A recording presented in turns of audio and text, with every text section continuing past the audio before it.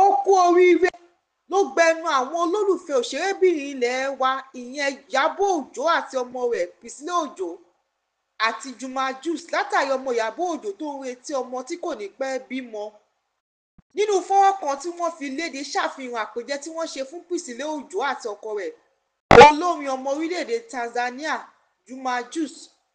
Nínú àpèjẹ náà ni wọ́n ti ṣe àfihàn bóyá ọkùnrin tàbí obìnrin ló wà nínú Priscilla, èyí táwọn olóyìnbó ń pè ní gender reveal.